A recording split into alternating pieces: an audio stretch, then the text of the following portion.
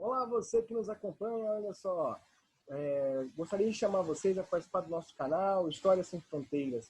Meus amigos, hoje nós vamos falar um pouquinho sobre a Revolução Russa, né? Nós vamos mostrar um pouquinho desse momento da Revolução Russa aqui comigo aqui, certinho? Então, ó, muito obrigado por ter vindo e participado da nossa aula aqui comigo, tá bem?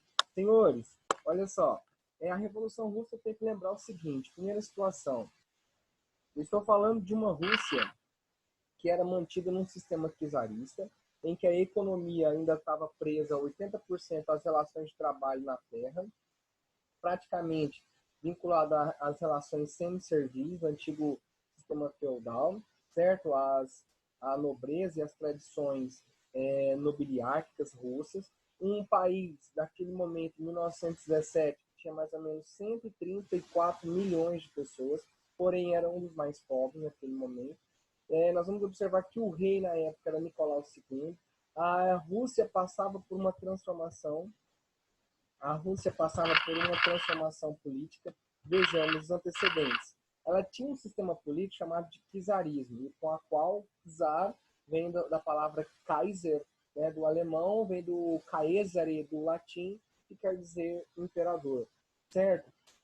Sobre a figura do imperador existem elementos religiosos, né, devido à sua relação com a Igreja Ortodoxa, né? Então ele era chefe não só da política, mas tinha um controle também da Igreja Ortodoxa.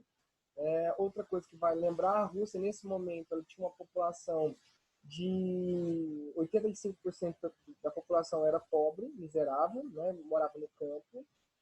O restante, eu tenho ali um crescente processo de organização de trabalhadores no centro urbano, como Kiev, que na atual Ucrânia, São Petersburgo e Moscou, né? A São Petersburgo, a cidade de Petro, de Pedro Grande, né? Lá no tempo de 1500, mais ou menos 1600, Pedro Grande, né? Vale a pena lembrar também que é nesse momento na história da Rússia, ela passa por uma transformação política e econômica, e essas transformações políticas e econômicas é que dão origem, né, na parte de urbanização e industrialização, de uma grande massa de operários que vão se organizando. E esses operários vão seguindo as orientações dos sindicatos, que na Rússia são chamados de soviets, uma espécie de uma associação. Lembrando que os soviets estão ligados primeiro ao campo, para depois ligar à cidade, certo? Essas associações, essa liga camponesa, organização camponesa com os soviets, e eu tenho sindicatos nas zonas urbanas. E eles vão começar a compartilhar ideias, né, esses sindicatos, esses líderes, essas lideranças. Beleza.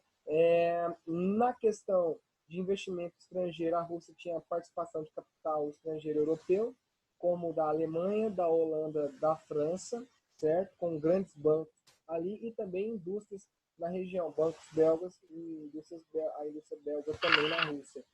Eu tenho uma grande concentração de proprietários de terra, né, os latifundiários russos, que vão garantir seus títulos de nobreza, nobiliárquicos, né, os camponeses, os mujiks, né, eles eram explorados num sistema bem parecido com o sistema feudal, para você entender as relações de exploração, né, então tudo que ele faz é em troco da terra, né, o seu pagamento é devido à sua moradia e proteção, por isso que ele trabalha para pagar o proprietário de terra. E no caso da indústria, como eu havia dito, tem o capital estrangeiro belga, francês, alemão e inglês também. Tá? Avançando, essa é a família Romanov. Tá? Aí está o senhor Nicolau II, com todos os seus filhos, né? E a senhora Alexandra, né, Romanov. Veja que nessa foto ao lado mostra a exploração, né, um exemplo clássico, né, da exploração da população russa, enquanto ostenta e sustenta, né, a nobreza, o clero ortodoxo e a figura do rei, do imperador czar. Bom, como que nós vamos observar a formação em organizações, em partidos, no caso da Rússia? Senhores, olha só, primeira situação tem que pensar aqui, no final do século XIX, todo esse movimento era movimento social, ele era clandestino nas leis da Rússia, certo? De um lado eu tenho ali alguns grupos que cometiam alguns atentados, né, que eram os anarquistas, os nihilistas, Do outro lado, eu tenho ali grupos populares também ligados a uma espécie de socialismo da comunidade rural, o chamado os populistas, né? Os Narodiniks, né? Eles também estão ligados ali a esse movimento chamado MIR, né? Da Liga, uma espécie de uma Liga Camponesa Russa. Do outro lado, eu tenho a formação do Partido Socialista Revolucionário, composto por camponeses e intelectuais, porque a boa parte da população russa é camponesa, e eu tenho a formação do Partido Operário Social Democrata Russo, que esse tá um pouquinho mais antes, mas ele tem esse caráter revolucionário, seguindo as orientações de Karl Marx. Bom, em 1903, esse Partido Operário Social Democrata Russo ele tem um racha, e aí ele vai dar origem, né, que nós vamos ver, aos mencheviques, que eu tenho aí uma espécie de uma revolução liberal de caráter burguês, nos moldes da Revolução Francesa, e o seu líder é o Martov. Daqui a pouquinho nós vamos ver esse Martov. Mas muito cuidado, viu? Tem que deixar bem claro que esses mencheviques, na sua essência, eles têm um posicionamento socialista, mas para eles fazerem a revolução, eles acreditam que a primeira precisa tomar uma revolução de caráter liberal para depois alcançar o socialismo e não ir direto ao socialismo, sacou? É para seguir a linha de orientação do pensamento marxista. Como eu tinha um Estado absolutista na França, então primeiro proclama-se uma república burguesa para depois a população tomar essa república burguesa e criar uma república popular proletariada, sacou? Já os bolcheviques, não. Os bolcheviques liderados por Lenin acreditavam numa revolução de participação dos operários e dos camponeses. Só que na Revolução Russa, o Lenin vai ter uma participação, lá em outubro de 17, ele vai ter uma participação dos soldados. Por isso que ele vai ter o lema dele: vocês querem pão, vocês querem paz, vocês querem terra, povo de toda a Rússia, univos à revolução. Bom, e vai ter um outro partido, um partido democrata, liderado, né, por Kerensky, que é o Partido Constitucional Democrata da Burguesia. Um pouco muito fraco, né, mas vamos lá. Esse é o Lenin, o líder dos bolcheviques, que tem apoio de Trotsky e, mais à frente, o apoio de Stalin. Gravem esses nomes, tá bem? Esse é o grande Lenin. Bom, primeiro plano. Em 1905, dando continuidade, em 1905, a Rússia se envolve numa guerra, tá? Na guerra contra o Japão. O Japão vivenciava um período de expansão territorial, era o imperialismo japonês, da dinastia Meiji, né? E aí essa família, né, essa dinastia Meiji, vai avançar em territórios na Ásia e vão ocupar territórios da China, né, a região ali da Manchúria, a Coreia, totalmente a Coreia ali, né, que estava ali no controle da Rússia. Bom, e isso nós vamos observar que essa guerra vai gerar crise interna na Rússia, porque eles não tinham equipamento suficiente de guerra.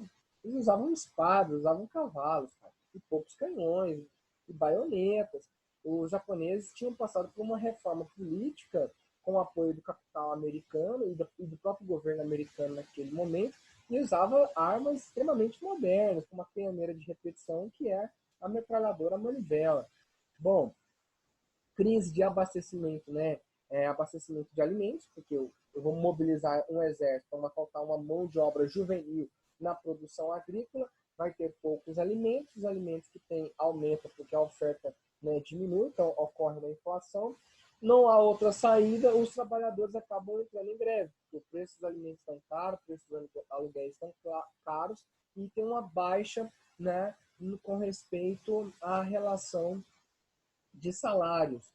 E aí, nesse protesto dos trabalhadores, vão até a Praça de São Petersburgo e vai ficar conhecido em janeiro, né, de 1905 como essa mobilização dessa população, conhecido como Domingo Sangrento.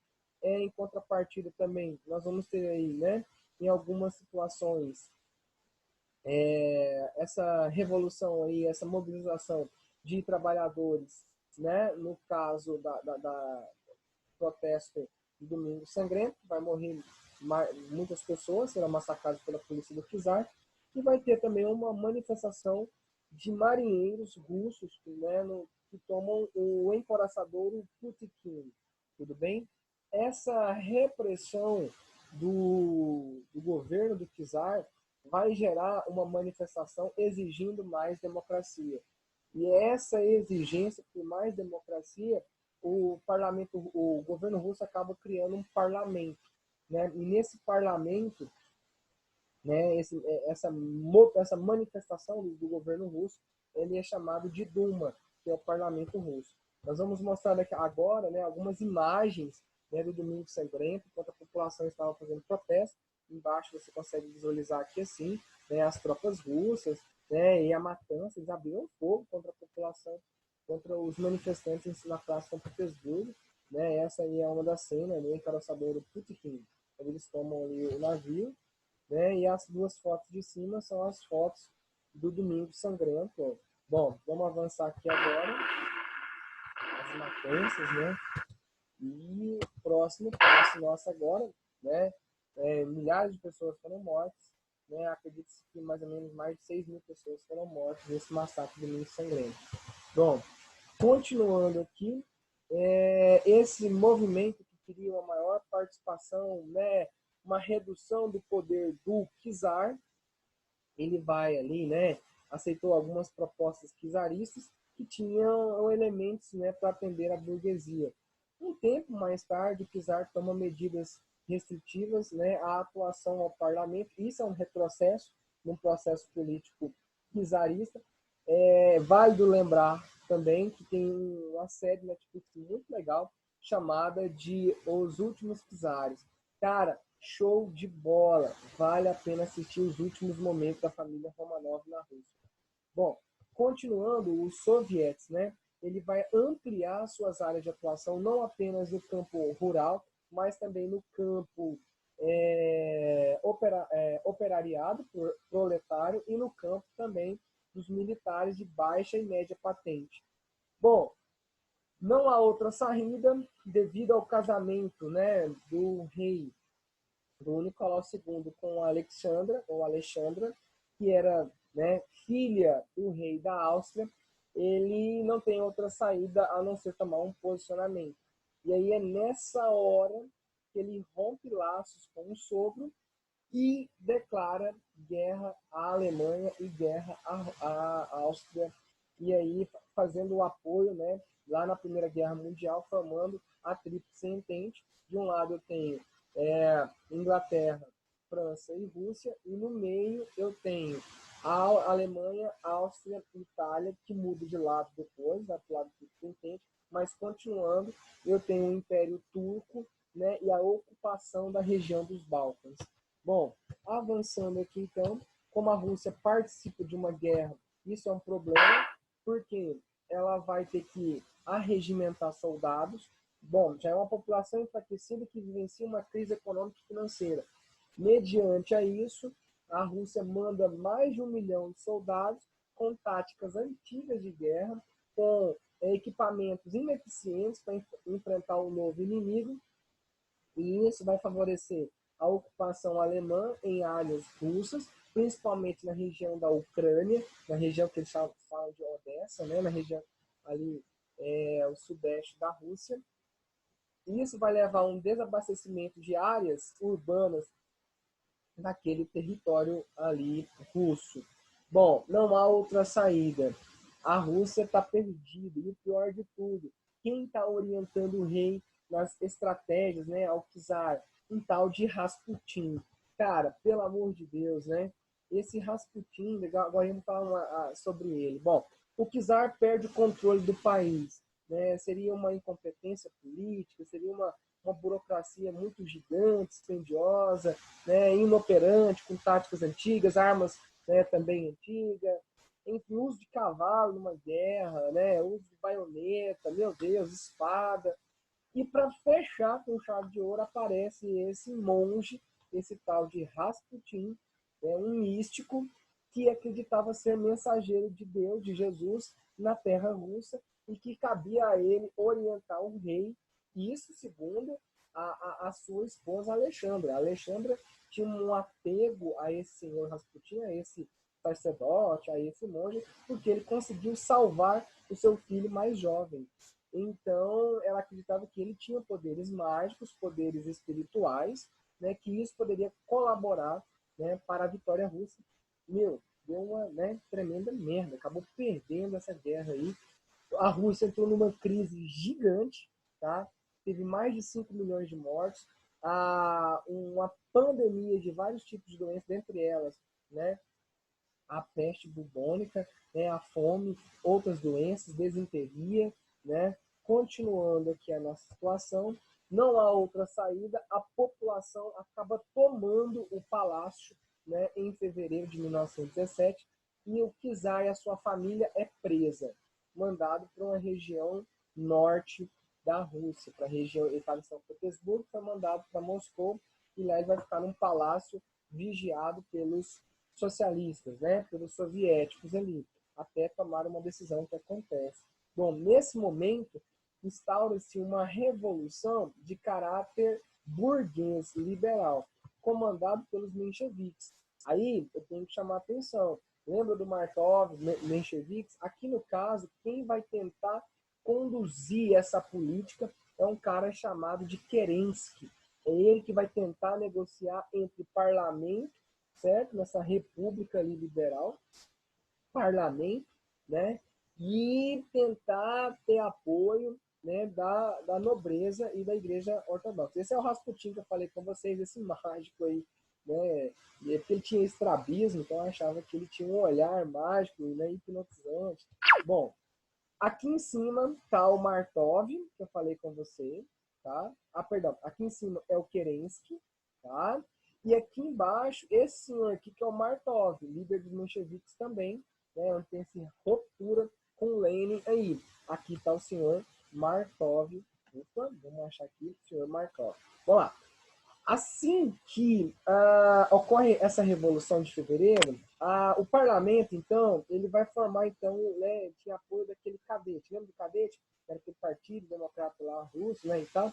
Bom, e aí a ideia ficou o seguinte, os soviéticos de Petrogrado, né, estava controlado ali pelos mencheviques e socialistas revolucionários. Então, esse momento ainda está em decisão, em que, né, o partido cadete controla o parlamento e os soviéticos ali é controlado pelos mencheviques socialistas revolucionários. É como se fosse uma manobra política. Porém, todavia, bom, quais foram as decisões desse partido liberal burguês? Primeiro, liberdades individuais, redução da jornada de trabalho para, olha só, para 10 horas, atender os trabalhadores, liberdade de imprensa, anistia aos presos políticos e exilados, né? Mas essa mobilização dos mencheviques não deu muito certo, tá? Não tinha o apoio total dos militares que estavam na miséria, ou seja, todos os militares estavam na miséria, porque ganhavam baixos salários, e as suas famílias eram famílias pobres, então é meio complicado isso aí. E para terminar, o Kerensky, que está aqui em cima, como eu havia dito a você, o Kerensky, menchevique, assume o controle, então, desse parlamento para tentar tomar alguma manobra política, mas, né, como nós vamos observar, não vai ter tanto êxito. Nas ruas estão Lenin, né, fazendo seus protestos, né, mobilizando a população, perguntando a ela nos seus protestos. Agora eu vou mostrar um protesto para vocês de Lenin, uma foto, né, se vocês querem paz, vocês querem terra, vocês querem pão. E aí isso vai tomando conta de toda a mãe Rússia por meio dos soviéticos, por meio dos sindicatos russos, né? É nesse momento que um dos grandes socialistas soviéticos, Trotsky, vai formar uma guarda vermelha. E essa guarda vermelha, em outubro de 1917, é ela que vai tomar a cidade de Petrogrado, né? E ela vai atacar o Palácio Vermelho, pondo fim a esse governo menchevique. E aí, agora que vai começar a Revolução Vermelha de fato, porque os mencheviques não vão aceitar isso de bom grado, os monarquistas não vão aceitar isso de bom grado, a Igreja Ortodoxa não vai aceitar isso de bom grado, né? A nobreza não vai, porque ela vai perder suas terras, e aí vai iniciar uma guerra civil, que vai de 1918 até 1921. Né? De um lado, aí a tomada do Palácio Vermelho, Palácio de Inverno, né, melhor dizendo, tá? E aí esse é o Trotsky que lidera essas tropas à tomada do palácio. Beleza? Bom, Como eu havia dito a vocês, aí está a imagem, né, do Lenin fazendo os protestos nas ruas, mobilizando a população, dando ali, mostrando aos bolcheviques, mostrando à população que os bolcheviques têm todo o poder na mão. Lenin, como é o líder da Revolução Vermelha, eles acabaram de tomar o poder, né, em outubro de 1917. Quais são as ações de Lenin? Primeira coisa, tirou a Rússia da guerra, fez um acordo com a Alemanha, né, de Brest-Litovsk. Ou seja, nós saímos da guerra, os territórios ali que a Rússia dominava, a gente faz um acordo, transfere para a Alemanha como uma forma de apaziguamento. A Rússia perdeu os territórios que era a Polônia, Finlândia, Lituânia, Letônia e Estônia, entendeu? Ela passa para a Alemanha, mas calma aí, é só por algum momento, tá? Promove reforma agrária, nacionalização das empresas, e todas as empresas agora é controladas pelos sindicatos russos, chamados de soviets. Opa, teve a união de quem? Dos camponeses com a foice e dos operários com martelo. Por isso que a foice e o martelo é a Revolução Russa, tá? Nesse momento agora, em outubro, não há outra saída. Em fevereiro, se não me engano, de 1918, a família Romanov é assassinada pelas tropas vermelhas, porém, uma garota sobrevive ao fuzilamento, que seria uma tal de Anastácia Romanov. Daí tem um filme de Walt Disney chamado Anastácia. Mas enfim, gente, é uma especulação, né? Não se sabe se a Anastácia viveu ou não, enfim. Mas tem essa situação. Aqui embaixo você vê a manifestação do Lenin e a propaganda bolcheviques, né? Varrendo os monarquistas, a Igreja Ortodoxa e a burguesia. A partir de agora, como eu havia dito, inicia essa guerra civil, né? De um lado, eu tenho os bolcheviques, né? Os soviéticos e os camponeses, e do outro eu tenho os mencheviques, os latifundiários, igreja ortodoxa czaristas, e até as grandes potências tentaram ali tomar a Rússia, não conseguiram, e assim termina esse momento da Revolução Russa. A Rússia torna-se isolada. É um chamado cordão sanitário, tudo bem? Ou seja, impedindo o avanço do comunismo para a Europa pós Primeira Guerra Mundial. Porém, lá na Segunda Guerra tudo muda, mas vamos lá. Né? Nesse momento, nesse comunismo de guerra, é preciso uma centralização da produção, tanto agrícola quanto produção industrial, um controle gigante das relações comerciais, né? Os brancos, no caso, os mencheviques, são derrotados, né? E as potências aí acabam isolando a Rússia. Bom, Lenin, a partir de 21, vai criar uma nova política econômica chamada de NEP, né? E esse plano de recuperação russa ele é interessante, porque ele vai introduzir elementos, né, capitalistas bem primários, nas relações primárias, nas relações de compra e venda. Uma empresa com até 20 funcionários tinha uma certa liberdade, poderia ter um patrão, acima de 20 já teria, ela passava a pertencer ao Estado, beleza? Ela se tornava estatizada. Todos os bancos da Rússia e indústrias tornaram-se indústrias estatais, pertencendo ao Estado. Todas as terras da Rússia passou a pertencer ao Estado. Então, tudo que a população no campo produzia era para abastecer os grandes centros urbanos, certo? Eles recebiam ali uma espécie de 30% da produção do que era feito no campo. Lenin fala, é preciso dar 2 passos para trás, né, para dar um para frente, né? Um passo para trás, perdão, para dar 2 passos para frente. Nós vamos ter ali um comércio muito tímido nas relações de produção agrícola, porém, né, precisa abastecer os grandes mercados russos, né, a população russa, os centros urbanos. E em 1922, a Rússia muda o nome, né, de Império Russo e tal, República Russa, e passa a se chamar União das Repúblicas Socialistas, ou seja, sindicalistas, socialistas soviéticos. Beleza? Vamos para frente, então. Lenin morre em 1924, ele teve vários problemas cardiovasculares, né? Ele teve AVC, vai ficando cada vez mais fragilizado. Ele vai criar a ideia de uma república proletária, né? Uma ditadura do proletariado, e um único só partido, que vai ser um único partidarista, que é o Partido Comunista Russo. E esse Partido Comunista Russo tem um líder que não é presidente, mas é o secretário-geral do Partido Comunista Russo. Lenin era o líder, óbvio, né? Quando ele morre, seu corpo é embalsamado e até hoje ele está em Moscou, né, no Kremlin, né, tá lá, para quem um dia for na Rússia e quiser visitar, vai poder ver o corpo de Lenin embalsamado como símbolo da Revolução Russa, com as quais até hoje a população russa, uma boa parte, não tem respeito por ele, por essa situação. Bom, Trotsky, eu falei com vocês lá atrás, tem o Trotsky e tem o Stalin. Trotsky acreditava que a Revolução Russa não deveria parar na Rússia, deveria continuar pelo mundo inteiro e tornar o mundo totalmente comunista. Já o Stalin não, o Stalin acreditava o seguinte, que é preciso ter uma revolução em um só país. O modelo deveria ser definido e concretizado na Rússia, para depois ser exportado para outras regiões, na ideia de países satélites, onde a Rússia ocupava e influenciava os países satélites, seguindo o modelo russo. Beleza? Nós vamos ver isso mais para frente lá na Guerra Fria. Bom, está Trotsky, né? De acordo com a situação, em 1936, ele é obrigado a deixar a Rússia, tá?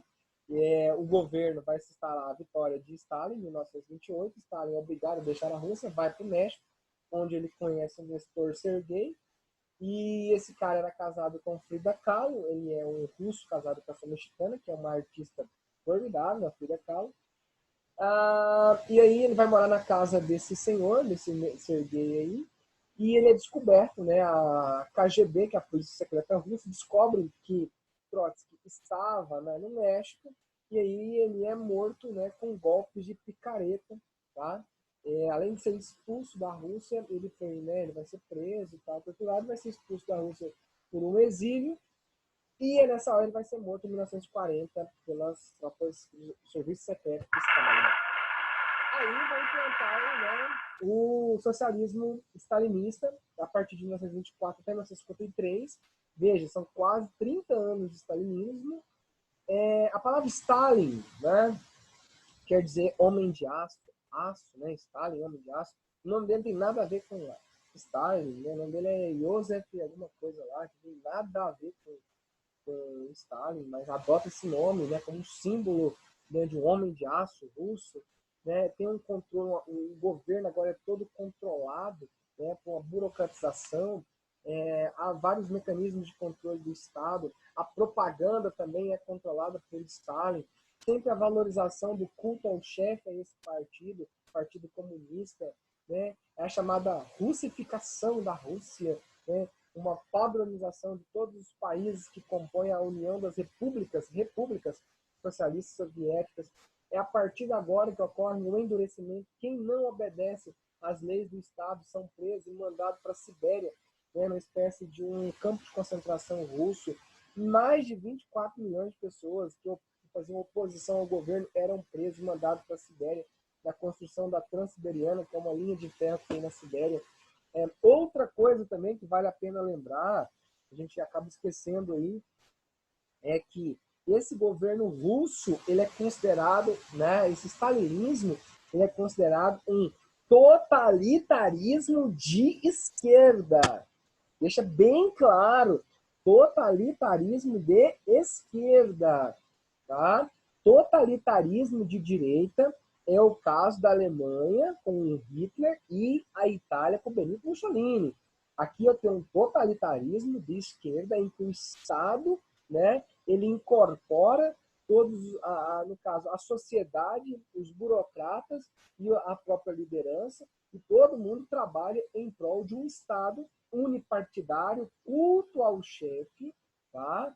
Antidemocrático, antiliberal, certo? Eu tenho que deixar bem claro esse posicionamento aí do stalinismo, que é um totalitarismo de esquerda. Beleza, galera?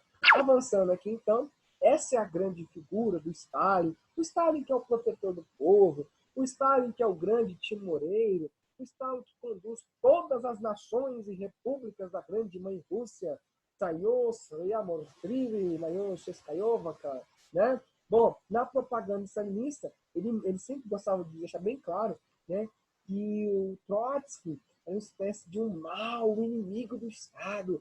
Então, toda a propaganda, né, mostrava o Trotsky como um monstro que queria destruir a grande mãe Rússia socialista soviética.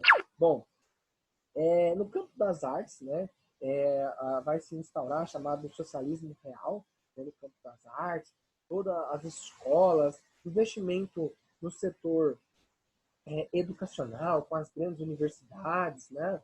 Nós vamos observar também uma nacionalização de todas as indústrias da terra, né? Uma mensagem bem clara da proposta de Stalin para a grande indústria na Revolução Socialista, né? Então vai criando elementos nacionais de uma cultura totalmente russa, soviética, né? Revolucionária.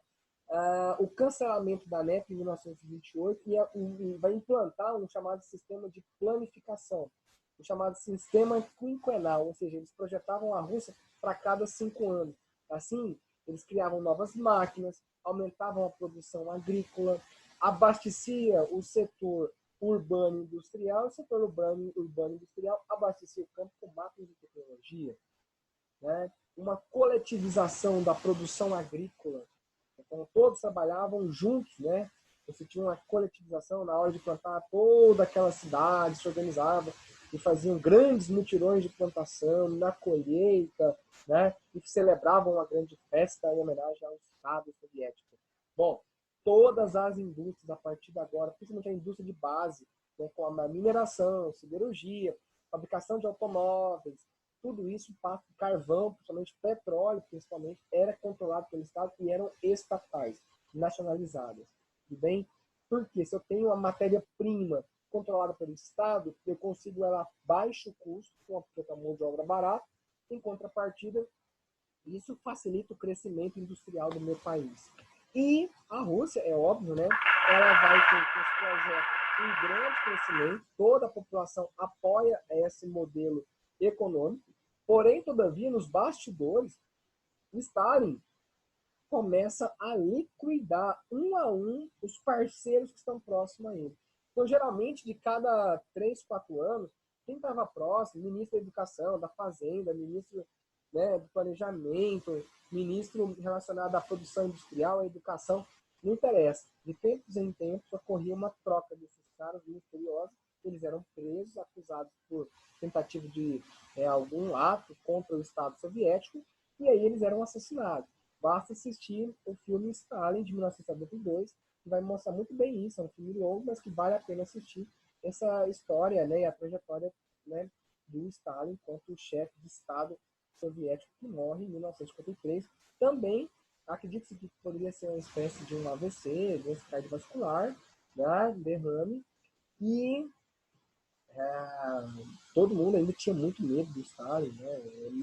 Uma cena no filme muito legal, porque o senhor começa, o Stalin estaria dormindo, e aí o senhor chega lá no quarto, na enfermaria, lá no local, no quarto do Stalin, onde ele estava sendo medicado, acredito que você estava dormindo, e aí esse senhor que era ligado a ele começa a difamar a imagem do Stalin, começa a criticá-lo, né, porque estava dormindo, né, estava dormindo, e de repente o Stalin abre o olho, né, e aí ele, assustado, então ele pede perdão ao Stalin, o Stalin nem responde nada, mas ele pede perdão porque sabia que o Stalin, né, só de olhar para ele, poderia passar algum tipo de mensagem para alguns dos seus soldados, poderia matá-lo. Então, esse é o poder do Stalin, desse grande ditador, no sentido ditador mesmo da coisa, tá? De impositivo, chefe de um grande Estado, e tinha um autoritarismo ferrenho contra os seus opositores, certo? Planos quinquenais a partir de 28 e com ênfase na indústria de base, que é a mineração, siderurgia, indústria de carvão, indústria de petróleo, né, rede de gás, hidrelétricas e termoelétricas, tudo bem? Lá na frente, né, vai investir muito, depois da Segunda Guerra Mundial, na área de usina nuclear. Mas isso é lá para a Guerra Fria, para a situação. Socialismo real, modelo stalinista de socialismo baseado na planificação econômica, na burocratização do funcionalismo público e na ultracentralização, né? Ou seja, a ideia deles era o quê? Nós vamos expandir o modelo comunista soviético, mas controlado pela União Soviética, né? Influenciado pela União Soviética. E isso nós veremos na Segunda Guerra Mundial, né? Melhor dizendo, após a Segunda Guerra Mundial, na Guerra Fria, em que as áreas que são controladas pela União Soviética tornam-se países socialistas, mas com a interferência da União Soviética, ou seja, os partidos comunistas daqueles países, como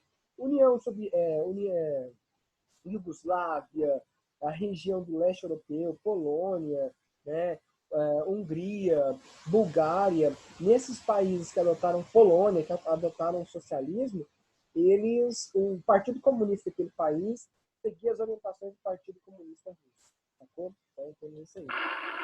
Na Segunda Guerra Mundial, a Rússia mostra quem é o seu poder e as áreas que ela foi invadida, né, aqui pela Alemanha, ela ocupa, ela consegue vencer os alemães em 44. Esse é o símbolo, né, da tomada dos soviéticos, do Putsch, né, que é uma espécie de parlamento alemão em Berlim, e ele coloca a bandeira da União Soviética como vitória russa. E aqui estão os três grandes líderes durante a Segunda Guerra Mundial: o Truman, né, presidente dos Estados Unidos, e o grande general, né, Winston Churchill, que liderou as tropas, né, e o comando das tropas. Ele era primeiro-ministro e que liderou as tropas, o comando das tropas ali durante a Segunda Guerra Mundial. E do outro lado, nós temos a figura, né, de Joseph Stalin como grande chefe. Meus amigos, se vocês gostaram dessa aula, deem o seu like, se inscrevam no canal História Sem Fronteiras. Estou morrendo de saudade de vocês. Valeu por essa aventura durante a Revolução Russa. Certo, meus amigos? Então, ó, fica a dica, vai lá e assista o nosso canal História Sem Fronteiras, se inscreva. Galera, um abraço, tchau!